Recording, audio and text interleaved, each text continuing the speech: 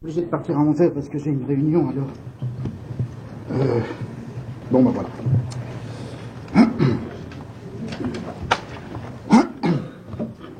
Alors aujourd'hui donc je voudrais vous parler ou commencer à vous parler de ce qui est en train de devenir d'ailleurs une tarte à la crème en France, le néolibéralisme américain.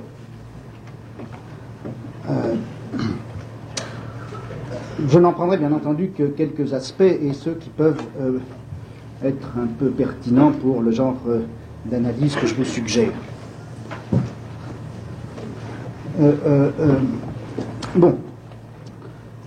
Quelques banalités bien sûr pour commencer. Le néolibéralisme américain s'est développé dans un contexte qui n'est pas très différent de celui dans lequel se sont développés le néolibéralisme allemand et ce qu'on pourrait appeler le néolibéralisme français, c'est-à-dire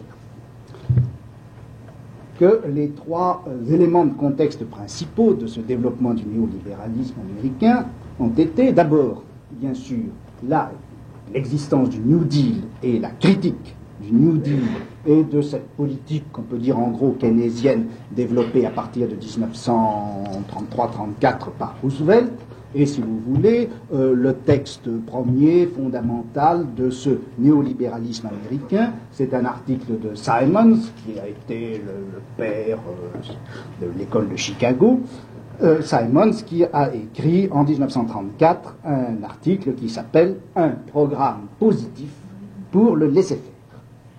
Le second élément de contexte, c'est bien entendu le plan Beveridge et tous ces projets d'interventionnisme économique et d'interventionnisme social qui ont été élaborés pendant la guerre, tous ces éléments si importants qu'on pourrait appeler, si vous voulez, les pactes de guerre, ces pactes au terme desquels les gouvernements, essentiellement le gouvernement anglais et jusqu'à un certain point le gouvernement américain, disaient aux gens qui venaient de traverser une crise économique et sociale très grave, maintenant nous vous demandons de vous faire tuer, mais nous vous promettons que ceci fait, vous garderez vos emplois jusqu'à la fin de vos jours.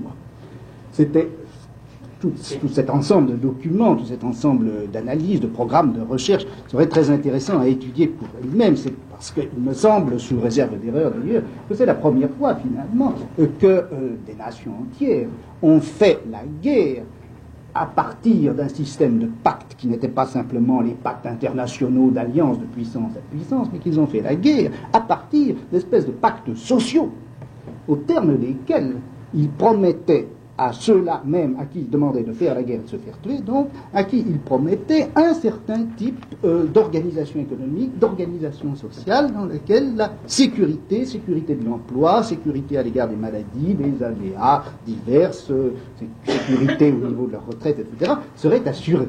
Pacte de sécurité au moment où il y avait demande de guerre.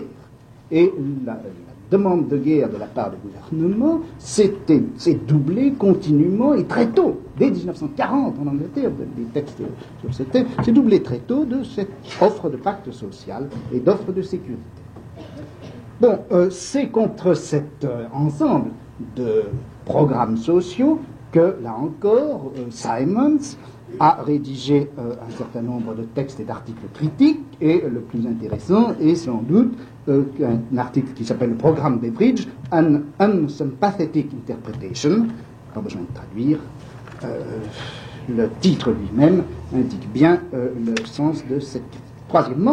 Troisième élément de contexte, ça a été bien évidemment tous les programmes sur la pauvreté, l'éducation, la ségrégation, etc., qui se sont développés en Amérique depuis l'administration Truman jusqu'à l'administration Johnson, et à travers ces programmes, bien sûr, l'interventionnisme d'État, la croissance de l'administration fédérale, etc. Je crois que c'est ces trois éléments, la politique keynésienne, les pactes sociaux de guerre et la croissance de l'administration fédérale à travers les programmes économiques et sociaux, et tout ça qui a motivé en quelque sorte, enfin constitué l'adversaire, la cible de la pensée néolibérale, qui a été ce à quoi elle s'est adossée ou ce à quoi elle s'est opposée pour se former et se développer.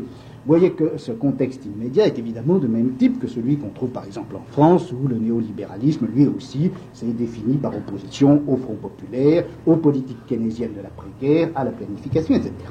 Je pense cependant qu'entre ce néolibéralisme à l'européenne et ce néolibéralisme à l'américaine, il y a un certain nombre de différences massives. Elles aussi, on les connaît, elles sautent aux yeux, je les rappelle simplement.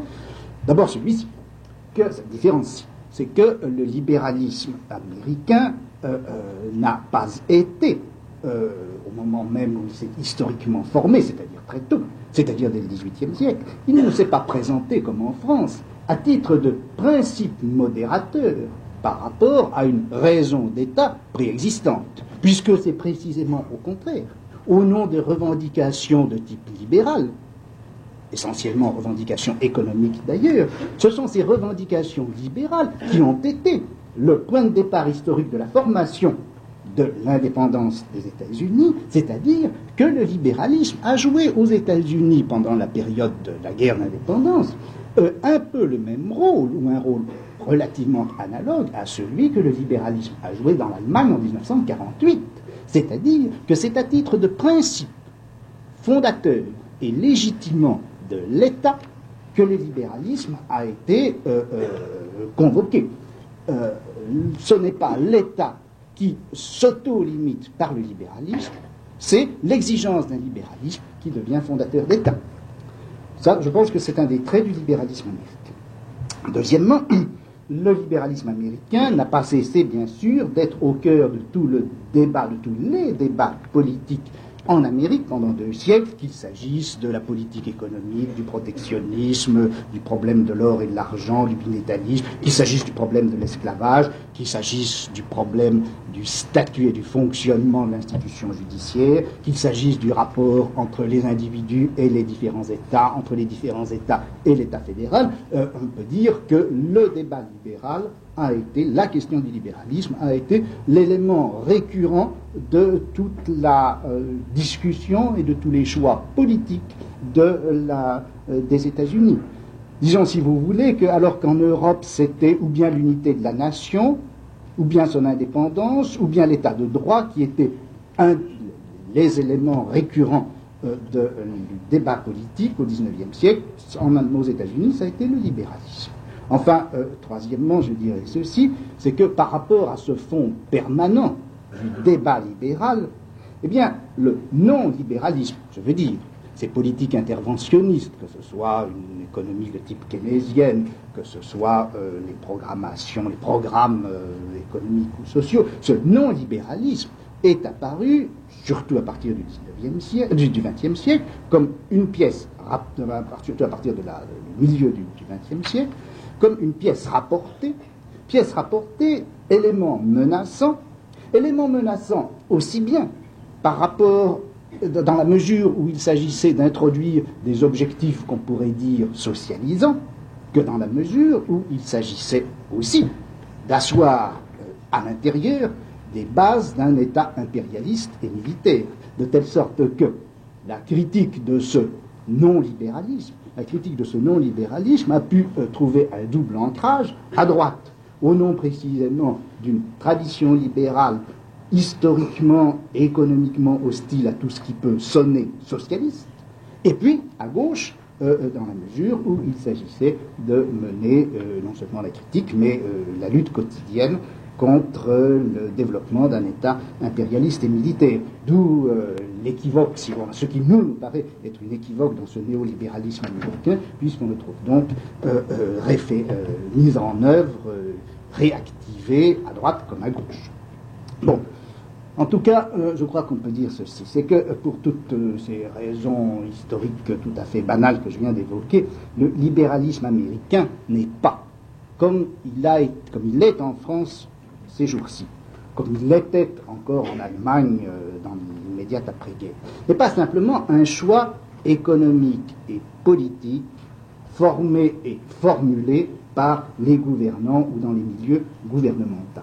Le libéralisme en Amérique, eh bien, c'est tout de même toute une manière d'être et de penser. C'est un type de rapport entre gouvernants et gouvernés, beaucoup plus qu'une technique des gouvernants à l'égard des gouvernés. Un type de rapport entre gouvernants et gouvernés, disons si vous voulez que, alors que dans un pays comme la France, le contentieux des individus à l'égard de l'État tourne autour du problème du service et du service public, eh bien, le contentieux aux USA entre les individus et le gouvernement prend beaucoup plutôt l'allure du problème des libertés. C'est pourquoi, si vous voulez, je crois que le libéralisme américain actuellement ne se présente pas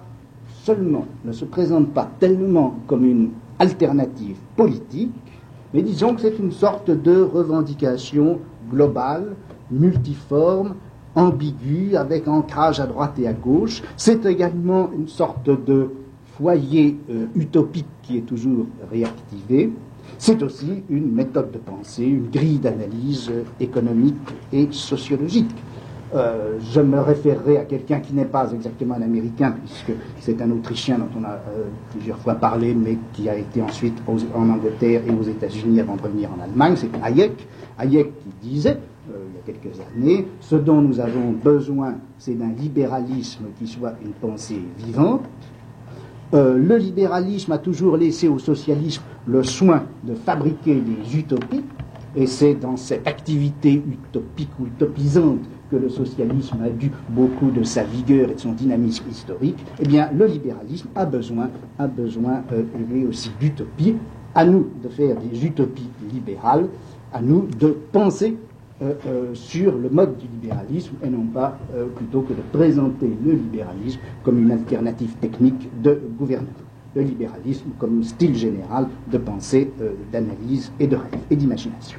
Bon, voilà, si vous voulez, quelques traits généraux comme ça qui permettent peut-être de distinguer un petit peu le néolibéralisme américain de ce néolibéralisme qu'on a vu mettre en œuvre en Allemagne et en France. Bon, c'est précisément par ce biais, si vous voulez, du mode de pensée, du style d'analyse, de la grille de déchiffrement historique et sociologique, c'est un petit peu par là que je voudrais faire apparaître certains aspects du néolibéralisme américain, étant donné que j'ai aucunement l'envie ni la possibilité de l'étudier dans toutes ses dimensions.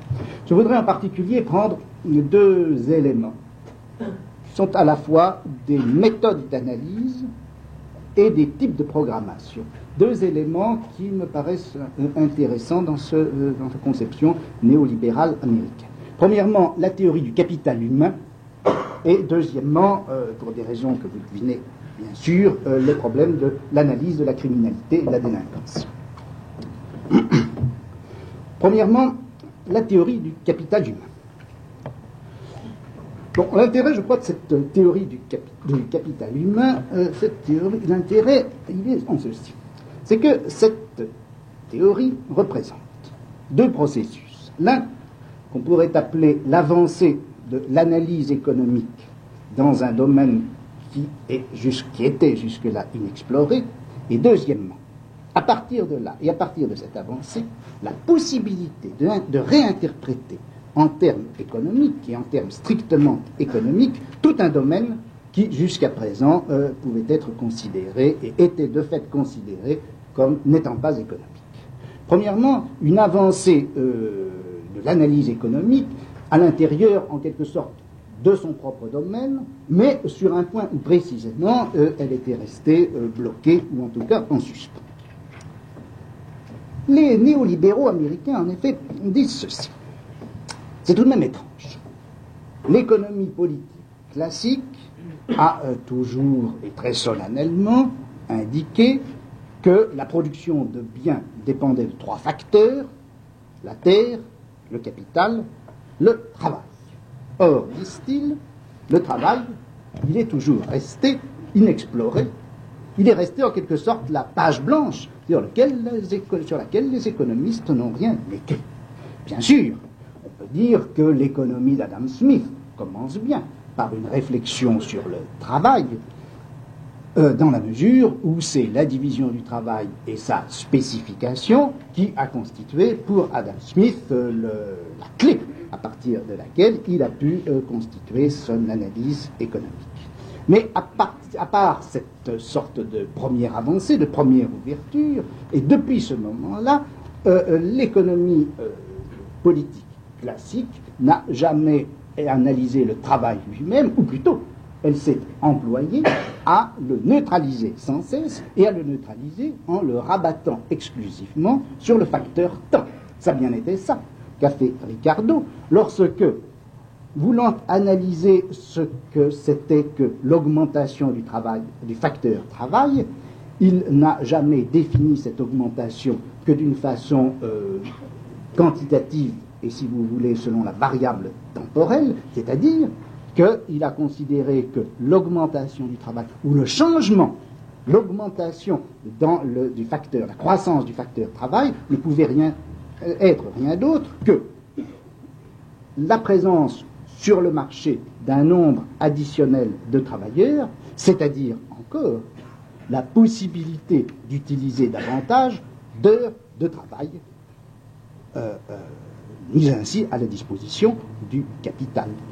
Neutralisation par conséquent de la nature même du travail au profit de cette seule variable quantitative des heures de travail et de temps de travail, et de cette réduction ricardienne du problème du travail à la simple analyse de la variable quantitative de temps. De cela, au fond, l'économie classique n'est jamais sortie. Et après tout, on trouve chez Keynes une analyse du travail, ou plutôt une non-analyse du travail, qui n'est pas tellement différente, qui n'est pas tellement plus élaborée que la non-analyse de Ricardo lui-même. Puisqu'après tout, pour Keynes, qu'est-ce que c'est que le travail? C'est un facteur de production, un facteur producteur, mais qui est en lui-même passif et qui ne trouve d'emploi, qui ne trouve d'activité, d'actualité, que grâce à un certain taux d'investissement, à condition que celui-ci soit évidemment assez élevé. Le problème des néolibéraux, à partir de cette critique qu'ils font de l'économie classique et de l'analyse du travail dans l'économie classique, c'est au fond d'essayer de réintroduire le travail dans le champ de l'analyse économique, et c'est ce qu'ont essayé de faire un certain nombre d'entre eux. Le premier étant Theodor Schutz, qui a au cours des années 1950-60 publié un certain nombre d'articles dont le bilan se trouve dans un livre publié en 1971 qui s'appelle Investment in Human Capital.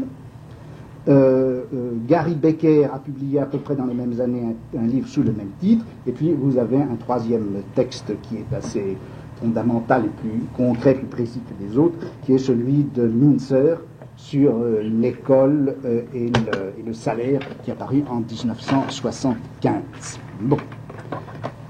À dire vrai, ce reproche que le néolibéralisme fait à l'économie classique, ce reproche d'oublier le travail et de ne l'avoir jamais fait passer au filtre de l'analyse économique, ce reproche peut paraître étrange quand on songe après tout que, même s'il est vrai que Ricardo a projeté entièrement l'analyse du travail, réduit entièrement l'analyse du travail à l'analyse de la variable quantitative du temps, en revanche, il y a tout de même quelqu'un qui s'appelle Marx, etc.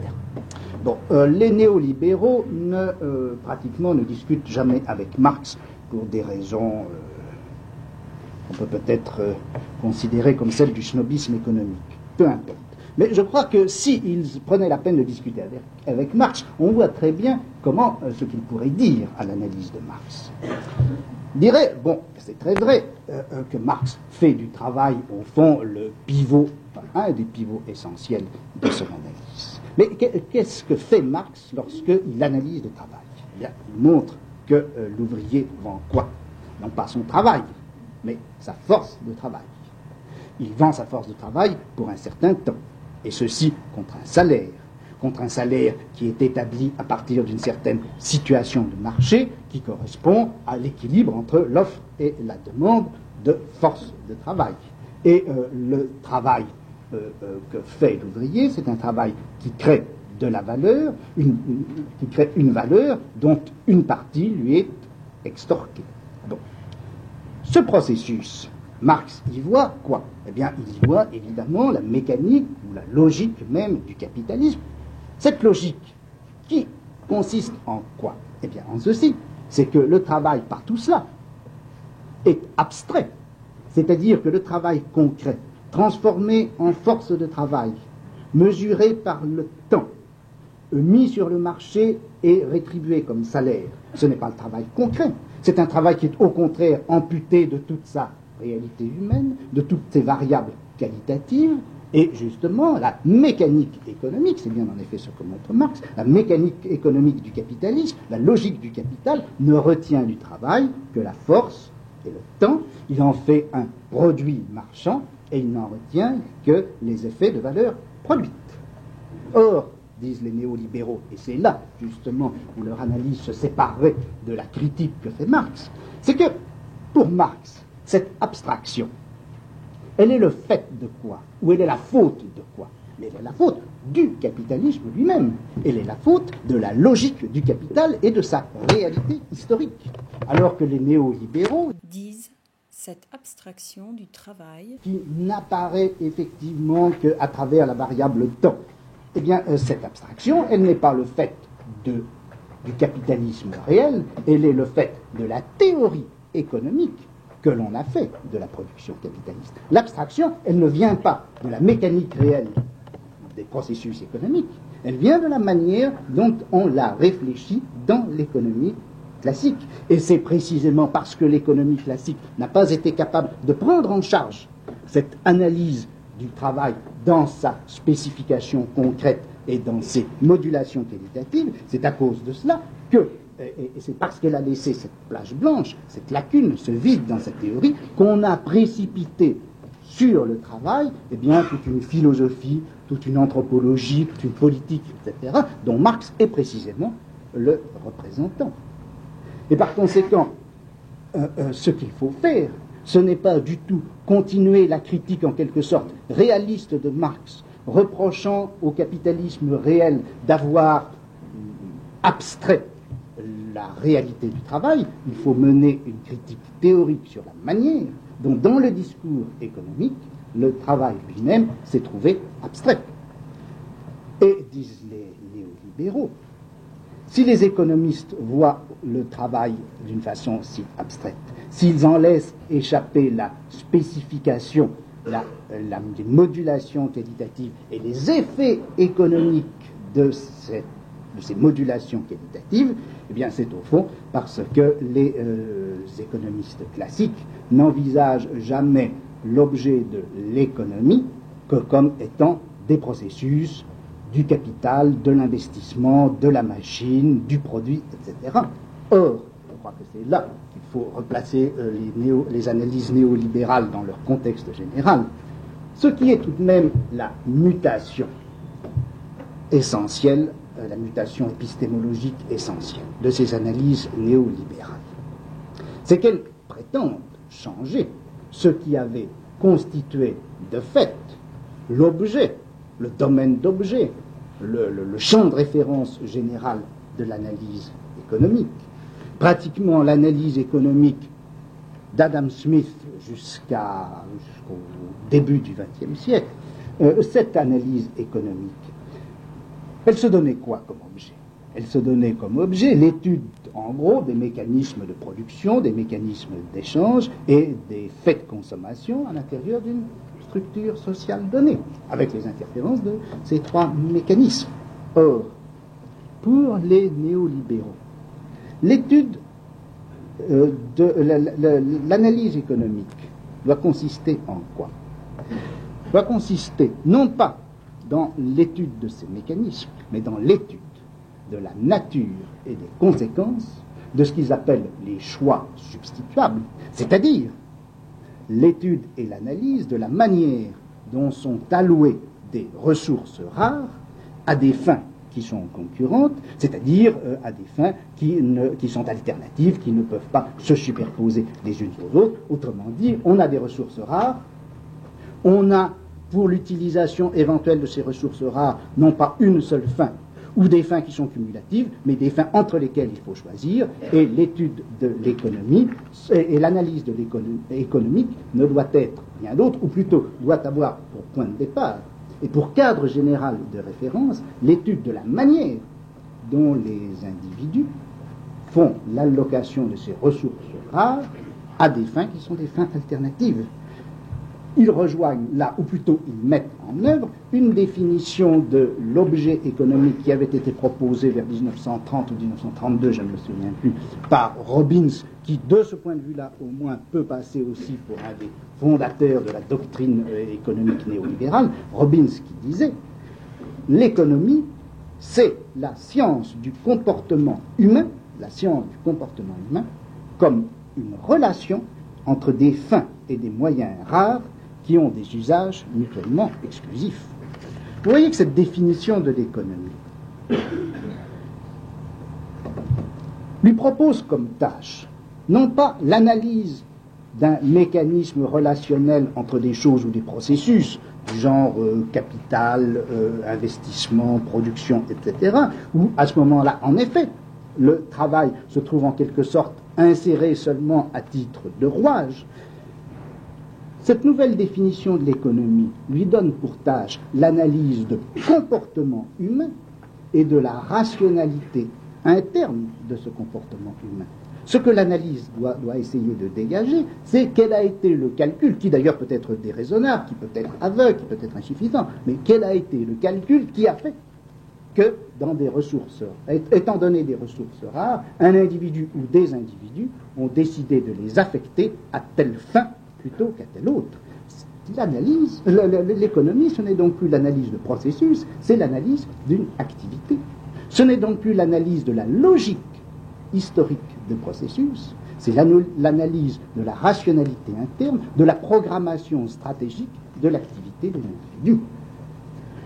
Et du coup, que voudra dire faire l'analyse économique du travail? Que voudra dire réintroduire le travail à l'intérieur de l'analyse économique? Non pas savoir où le travail se place entre, disons, le capital et la production. Le problème de la réintroduction du travail dans le champ de l'analyse économique, ça ne consiste pas à se demander combien le travail s'achète, ou qu'est-ce que ça produit techniquement, ou quelle est la valeur que le travail ajoute. Le problème fondamental, essentiel, en tout cas premier, qui se posera dès lors que l'on voudra faire l'analyse du travail en termes économiques, ce sera de savoir comment celui qui travaille utilise-t-il les ressources dont il dispose. C'est-à-dire qu'il va falloir, pour introduire le travail dans le champ de l'analyse économique, se placer du point de vue de celui qui travaille. C'est-à-dire qu'il va falloir étudier le travail comme conduite économique, pratiquée, mise en œuvre, rationalisée, calculée par celui-même qui travaille. Qu'est-ce que c'est que travailler pour celui qui travaille? Et à quel système de choix, à quel système de rationalité est-ce que cette activité de travail obéit? Et du coup, on va pouvoir, à partir de cette grille qui projette sur l'activité de travail un principe de rationalité stratégique, c'est à ce moment-là que l'on pourra voir en quoi et comment les différences qualitatives de travail peuvent avoir un effet de type économique. Se placer donc du point de vue du travailleur et faire pour la première fois que le travailleur soit dans l'analyse économique non pas un objet, l'objet d'une offre et d'une demande sous la forme de force de travail, mais soit un sujet économique actif. Bon, eh bien, à partir de cette tâche, comment est-ce qu'il s'y prête? Eh bien, disent quelqu'un comme Schultz, quelqu'un comme Becker, etc., disent, au fond, qu'est-ce que c'est que... pourquoi est-ce que les gens travaillent? Ils travaillent, bien entendu, pour avoir un salaire. Or, qu'est-ce que c'est qu'un salaire? Un salaire, c'est tout simplement un revenu. Ce n'est pas, du point de vue du travailleur, le salaire, ce n'est pas le prix de vente de sa force de travail, le salaire, c'est un revenu. Or, un revenu, et alors là, les néo-économistes, les néolibéralistes, libéraux américains, pardon, se réfèrent à la vieille définition qui date tout à fait du début du XXe siècle d'Irving Fisher, qui disait, un revenu, qu'est-ce que c'est? Comment est-ce qu'on peut définir un revenu? Un revenu, eh bien, c'est tout simplement le produit ou le rendement d'un capital. Et inversement, on appellera capital tout ce qui peut être, d'une manière ou d'une autre, source de revenus futurs. Et bien, par conséquent, à partir de là, si on admet que le salaire, c'est un revenu, le salaire, et donc le revenu d'un capital. Or, qu'est-ce que c'est que le capital dont le salaire est le revenu? Eh bien, c'est l'ensemble de tous les facteurs, physiques, psychologiques, etc., qui rendent quelqu'un capable de gagner tel ou tel salaire. De sorte que, vu du côté du travailleur, le travail, ce n'est pas une marchandise réduite par abstraction à la force de travail et au temps pendant lequel on l'utilise. Décomposé du point de vue du travailleur en termes économiques, le travail, eh bien, comporte un capital, c'est-à-dire une aptitude, une compétence, comme ils disent, c'est une machine, et d'un autre côté, c'est un revenu, c'est-à-dire un salaire, ou plutôt un ensemble de salaires, comme ils disent, un flux de salaires. Cette décomposition du travail en capital et en revenu induit évidemment un certain nombre de conséquences assez importantes. Premièrement, le capital, ainsi défini comme étant ce qui rend possible un revenu futur, lequel revenu est le salaire, le capital ainsi défini, vous voyez bien que c'est un capital qui est pratiquement indissociable de celui qui le détient. Et dans cette mesure-là, ce n'est pas un capital comme les autres. L'aptitude à travailler, la compétence, le pouvoir faire quelque chose, eh bien tout cela ne peut pas séparer de celui qui est compétent et qui peut faire quelque chose. Autrement dit, la compétence du travailleur est bien une machine, mais c'est une machine qu'on ne peut pas séparer du travailleur lui-même, ce qui ne veut pas dire exactement, comme la critique économique ou sociologique ou psychologique disait traditionnellement, que le capitalisme transforme le travailleur en machine et par conséquent l'aliène, etc. Il faut considérer que la compétence qui fait corps avec le travailleur est en quelque sorte le côté par lequel le travailleur est une machine, mais une machine entendue au sens positif, puisque c'est une machine qui va produire et qui va produire quelque chose qui sont des flux de revenus. Flux de revenus et pas revenus, parce que précisément, la machine constituée par la compétence du travailleur, cette machine, elle n'est pas en quelque sorte vendue ponctuellement sur le marché du travail contre un certain salaire. En fait, cette machine, eh bien, elle a sa durée de vie, sa durée d'utilisabilité, elle a son obsolescence, elle a son vieillissement, etc.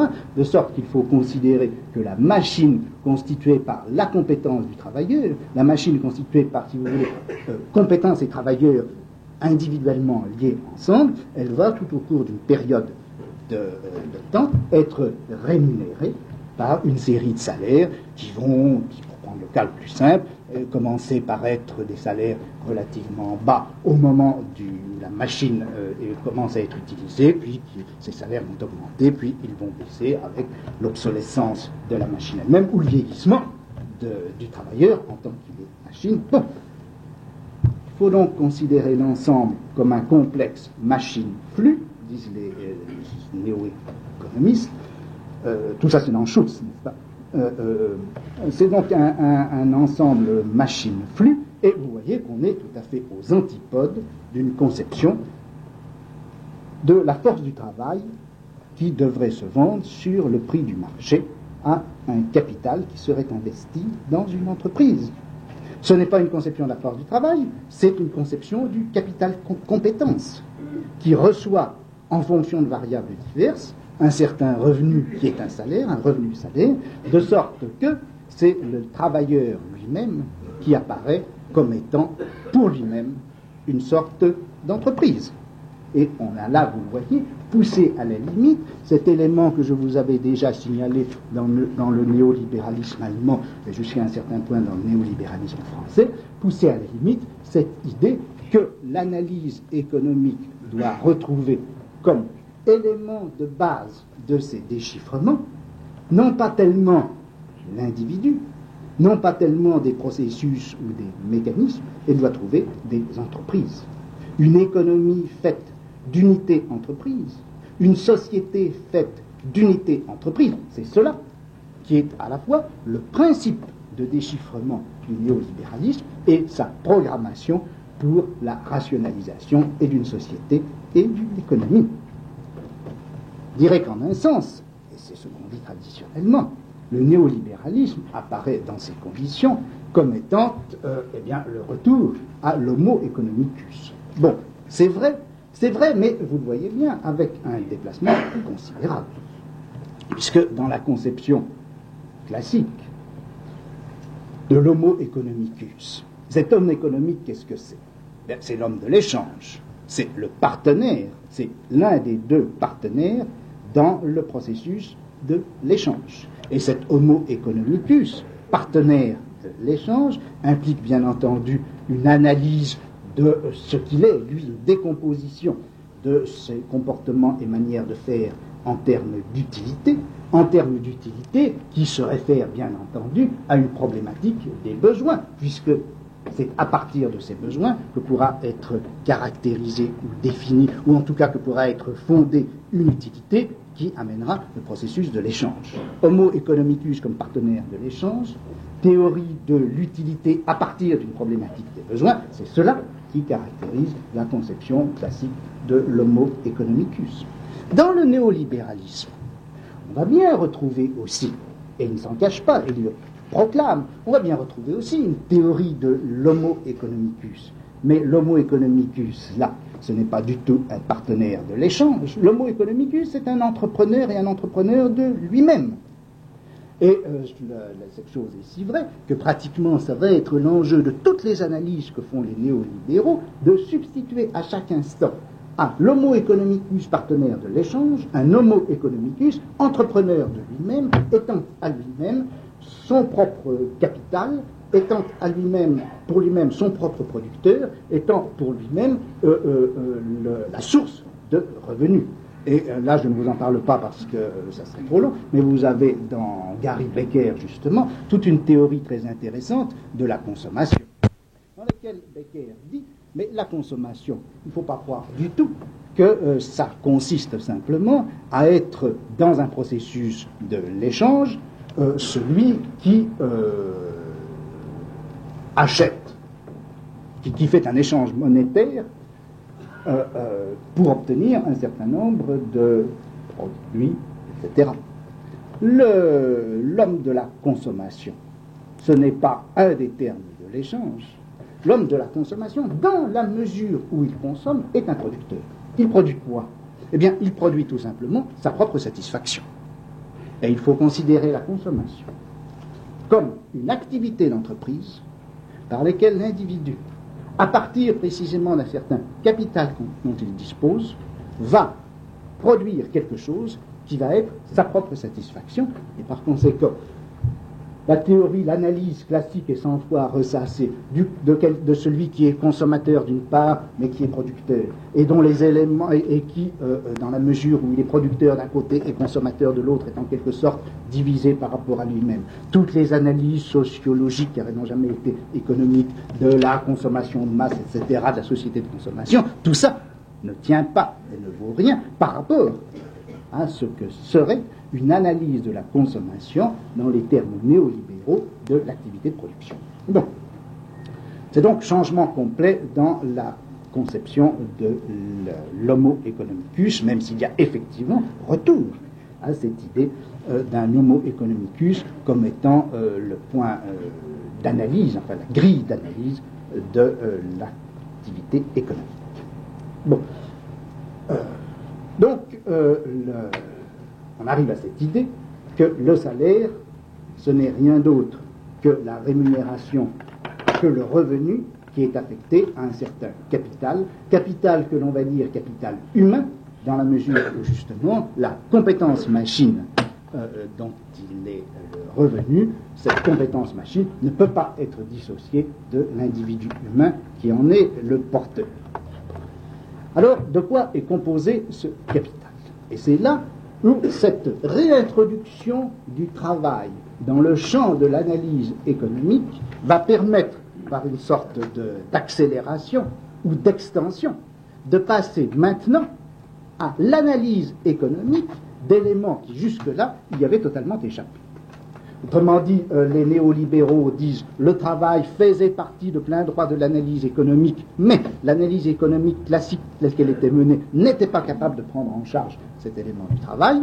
Bon, nous le faisons, et à partir du moment où ils le font dans les termes que je viens de vous dire, dès lors ils sont amenés à étudier la manière dont se constitue et s'accumule ce capital humain, et cela leur permet d'appliquer des analyses économiques à des champs qui sont à des champs et des domaines qui sont tout à fait nouveaux. Bon, capital humain, il est composé de quoi? Bien, il est composé, disent-ils, d'éléments qui sont des éléments innés et d'autres qui sont des éléments acquis. Bon, parmi les éléments innés, il y a ceux qu'on peut appeler héréditaires et d'autres qui sont simplement innés. Différence qui vont de soi, bien sûr, pour toute personne ayant la plus vague teinture de biologie.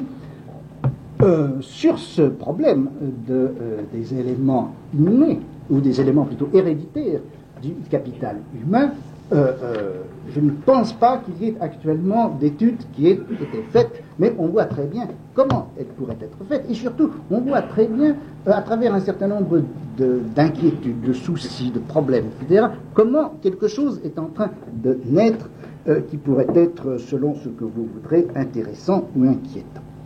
Bon, en effet, comme ça, dans les analyses, j'allais dire classiques de ces néolibéraux, dans les analyses de Schutz ou celle de Becker par exemple, il est bien dit que la constitution du capital humain n'a d'intérêt et ne devient pertinente pour les économistes que dans la mesure où ce capital se constitue grâce à l'utilisation de ressources rares. Or, de ressources rares dont l'usage serait alternatif pour une fin donnée. Or, il est bien évident, si vous voulez, que nous n'avons pas à payer pour avoir le corps que nous avons, si vous voulez, ou que nous n'avons pas à payer pour avoir l'équipement génétique qui est le nôtre. Ça ne coûte rien. Oui, ça ne coûte rien, enfin, faut voir. Et on imagine très bien que quelque chose comme ceci puisse se passer. Là, c'est à peine de la science-fiction que je fais, c'est, si vous voulez, une espèce de problématique qui est en train de devenir ambiante actuellement. En effet, bon, la génétique actuelle montre bien que un nombre considérable, beaucoup plus considérable d'éléments qu'on pouvait imaginer jusqu'à présent, sont conditionnés par un équipement génétique que nous avons reçu de nos ascendants.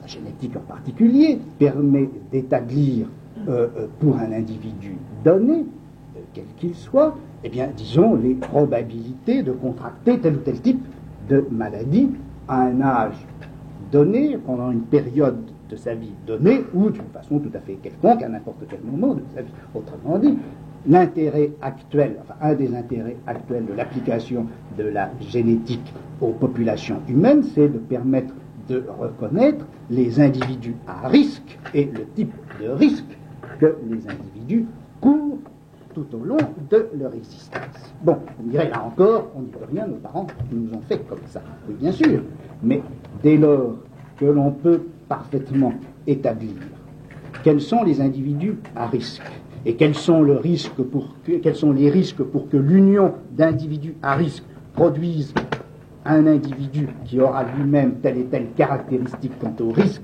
dont il sera porteur, eh bien, on peut parfaitement imaginer ceci, c'est que les bons équipements génétiques, c'est-à-dire les bons équipements génétiques qui pourront produire des individus à risque bas, ou dont le taux de risque ne sera pas nuisible, soit pour eux, soit pour leur entourage, soit pour la société, eh bien, ces bons équipements génétiques vont devenir, au moins indirectement, vont devenir certainement quelque chose de rare, et dans la mesure où ce sera quelque chose de rare, ça peut parfaitement, et il est tout à fait normal, que ça entre à l'intérieur de circuits ou de calculs économiques, c'est-à-dire de choix alternatifs. En termes clairs, ça voudra dire ceci, que étant donné mon équipement génétique à moi, si je veux avoir un descendant dont l'équipement génétique sera au moins aussi bon que le mien, ou autant possible meilleur, faudra-t-il encore que je trouve à épouser quelqu'un dont l'équipement génétique sera lui-même bon. Et vous voyez très bien comment le mécanisme de la production des individus, la production des enfants, peut retrouver toute une problématique économique et sociale. Produire un enfant dont le capital humain sera élevé vous voyez bien qu'il va falloir de votre part tout un investissement, c'est-à-dire avoir suffisamment travaillé, avoir suffisamment de revenus, avoir un statut social tel qu'il vous permettra de prendre pour conjoint ou pour coproducteur de ce futur capital humain quelqu'un dont le capital lui-même sera important. Bon, non mais je vous dis ceci, ce n'est pas du tout à la limite de la plaisanterie. C'est, disons simplement, une forme de pensée, une forme de problématique qui sont actuellement en état d'émulsion. Je veux dire ceci, c'est que si le problème de la génétique suscite actuellement tant d'inquiétudes, je ne crois pas que ce soit utile ou intéressant de recoder cette inquiétude à propos de la génétique dans les termes traditionnels du racisme. Si l'on veut essayer de saisir ce qu'il y a de politiquement pertinent dans le développement actuel de la génétique, c'est en essayant d'en saisir les implications au niveau même de l'actualité, avec les problèmes réels que ça pose. Et dès lors qu'une société se posera à elle-même le problème de l'amélioration de son capital humain en général, il ne peut pas ne pas se produire que le problème du contrôle, du filtrage, de l'amélioration du capital humain des individus, en fonction bien sûr des unions et des procréations qui s'en suivront, ne soit fait, ou ne soit en tout cas exigé. Et c'est donc en termes de constitution, de croissance, d'accumulation et d'amélioration du capital humain que se pose le problème politique de l'utilisation de la génétique. Les effets, disons, racistes de la génétique sont certainement quelque chose qu'il faut redouter et qui sont loin d'être épongés. Ça ne me paraît pas être l'enjeu politique majeur actuel. Bon, laissons, si vous voulez, cela, c'est-à-dire ce problème de l'investissement et du choix coûteux de la constitution d'un capital humain génétique. Bien sûr, c'est beaucoup plutôt du côté de l'acquis, c'est-à-dire de la constitution plus ou moins volontaire d'un capital humain au cours de la vie des individus que se posent les problèmes et que l'analyse, des types d'analyses nouveaux sont présentés par les néolibéraux. Bon. Former du capital humain, former donc ces espèces de compétences machines qui vont produire du revenu, enfin qui vont être rémunérés par du revenu, ça veut dire quoi? Ça veut dire bien entendu faire ce qu'on appelle des investissements éducatifs. Ces investissements éducatifs, à dire vrai, on n'a pas attendu les néolibéraux pour en mesurer certains effets, qu'il s'agisse de l'instruction proprement dite, qu'il s'agisse de la formation professionnelle, etc. Mais les néolibéraux font remarquer qu'en fait, ce qu'il faut appeler investissement éducatif, ou en tout cas les éléments qui entrent dans la constitution d'un capital humain, sont bien plus larges, bien plus nombreux que le simple apprentissage scolaire ou que le simple apprentissage professionnel. Après tout, un capital humain, c'est-à-dire ce qui va constituer une compétence machine. Eh bien, cet investissement, il va être constitué par quoi? Et on sait expérimentalement, on sait par l'observation qu'il est constitué. Bien, par exemple, par le temps que les parents consacrent à leurs enfants, en dehors même des simples activités d'éducation proprement dite.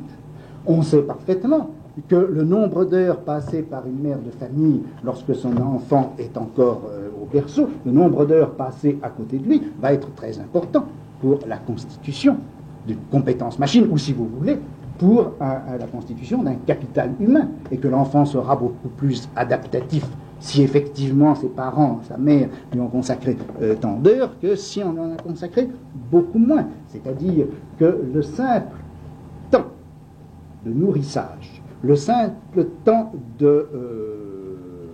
d'affection consacré par les parents à leurs enfants doit pouvoir être analysé en investissement susceptible de constituer un capital humain.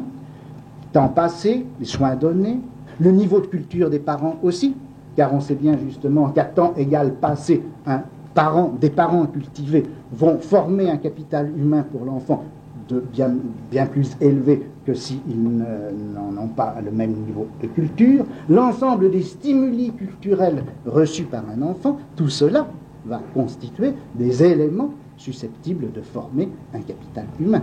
C'est-à-dire que l'on va ainsi arriver à toute une analyse environnementale, comme disent les Américains, de la vie de l'enfant, que l'on va pouvoir calculer et jusqu'à un certain point chiffrer, en tout cas que l'on va pouvoir mesurer en termes de possibilités d'investissement en capital humain.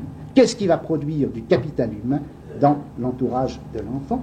En quoi tel ou tel type de stimulation, telle ou telle forme de vie, tel ou tel rapport avec les parents, les adultes, les autres, etc., en quoi tout cela va pouvoir se cristalliser en capital humain. Bon.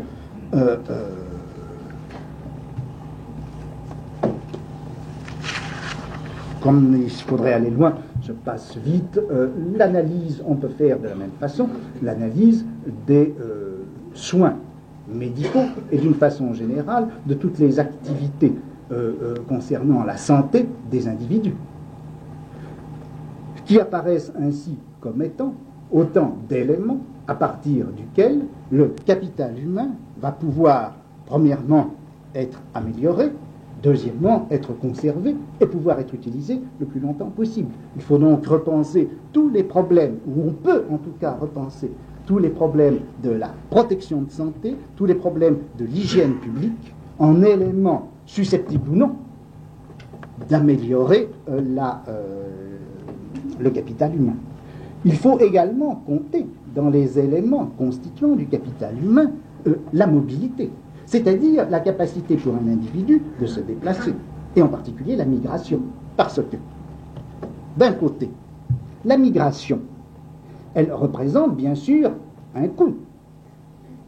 Un coût puisque l'individu déplacé va, pendant le temps où il se déplace, ne pas gagner d'argent, qu'il va y avoir un coût matériel, mais aussi un coût psychologique de l'installation de l'individu dans son nouveau milieu. Il va y avoir aussi au moins un manque à gagner dans le fait que la période d'adaptation de l'individu ne va sans doute pas lui permettre de recevoir les rémunérations qu'il avait auparavant ou celles qu'il aura ensuite lorsqu'il sera adapté. Enfin, tous ces éléments négatifs montrent bien que la migration est un coût qui a pour fonction de quoi? D'obtenir une amélioration du statut, de la rémunération, etc. C'est-à-dire que c'est un investissement. La migration est un investissement, le migrateur est un investisseur, il est un entrepreneur de lui-même qui fait un certain nombre de dépenses d'investissement pour obtenir une certaine amélioration. Bon, la mobilité d'une population et la capacité qu'elle a à faire des choix de mobilité qui sont des choix d'investissement pour obtenir une amélioration dans les revenus, tout cela permet de réintroduire ces phénomènes-là, non pas comme des purs et simples effets de mécanismes économiques qui déborderaient les individus et qui en quelque sorte les lieraient à une immense machine dont ils ne sauraient pas maîtres. Ça permet d'analyser tous ces comportements en termes d'entreprise individuelle, d'entreprise de soi-même, avec investissement et revenus. Vous me direz quel est l'intérêt de toutes ces analyses. Bon, les connotations politiques immédiates, vous les sentez, il n'est pas nécessaire sans doute d'insister davantage. Bon, s'il n'y avait que ce produit politique latéral, on pourrait sans doute balayer d'un trait, d'un geste, ce genre d'analyse, ou en tout cas pratiquer à leur égard la pure et simple activité de dénonciation, mais je crois que ça serait à la fois faux et dangereux. En effet, ce genre d'analyse permet d'abord de réviser un peu un certain nombre de phénomènes qui avaient été repérés depuis un certain temps, depuis en fond la fin du XIXe siècle, et auxquels on n'avait pas donné exactement le statut suffisant. C'était le problème du progrès technique, ou encore de ce que Schumpeter appelait l'innovation. Schumpeter, il n'était pas le premier d'ailleurs, mais disons, recentrons simplement les choses autour de lui. Schumpeter avait observé ceci, que contrairement aux prédictions que Marx, et d'une façon d'ailleurs générale l'économie classique avait pu formuler, eh bien la baisse tendancielle du taux de profit se trouvait effectivement et en permanence corrigée. Cette correction de la baisse tendancielle du taux de profit, vous savez que la doctrine de l'impérialisme, etc., celle de Rosa Luxembourg, en donnait une interprétation. L'analyse de Schumpeter consiste à dire que cette non-baisse ou cette correction à la baisse du taux de profit n'est pas due simplement à un phénomène impérialiste, elle est due d'une façon générale, et il place l'impérialisme d'ailleurs comme une catégorie de ce processus plus général, c'est l'innovation, c'est-à-dire la découverte de nouvelles techniques, la découverte de nouvelles sources, de nouvelles formes de productivité, la découverte aussi de nouveaux marchés ou de nouvelles ressources de main-d'œuvre. En tout cas, c'est du côté du nouveau. Et de cette innovation dont Schumpeter pense qu'elle est absolument consubstantielle au fonctionnement du capitalisme, c'est de ce côté-là qu'il va donc chercher l'explication de ce phénomène. C'est, après tout, ce problème de l'innovation, donc finalement, de la correction de la baisse tendancielle du taux de profit, que se situent les analyses des néolibéraux. Ils reprennent ce problème de l'innovation et ils le reprennent non pas comme étant une sorte de caractéristique éthico-psychologique du capitalisme ou éthico-économico-psychologique du capitalisme, comme chez Schumpeter, dans une atmosphère, en tout cas dans une problématique qui n'était pas tellement éloignée de celle de Max Weber.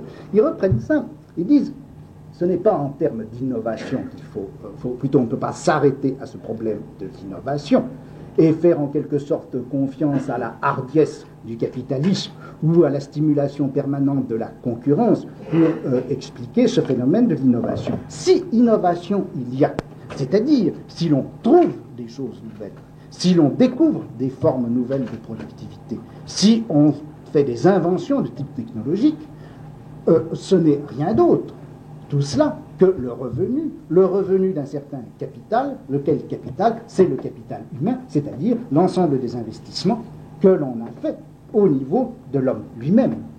Et reprenant ainsi le problème de l'innovation à l'intérieur de la théorie plus générale du capital humain, ils essaient de montrer, alors en refiltrant l'histoire de l'économie occidentale et celle du Japon depuis les années 1930, ils essaient de montrer que la croissance considérable, bien sûr, de ces pays pendant cette époque-là, pendant les 40 ou les 50 dernières années, eh bien, cette croissance, on ne peut absolument pas en rendre compte en tenant compte simplement des variables de l'analyse classique, c'est-à-dire de la terre, le capital et le travail, entendu en temps de travail, c'est-à-dire en nombre de travailleurs et en nombre d'heures.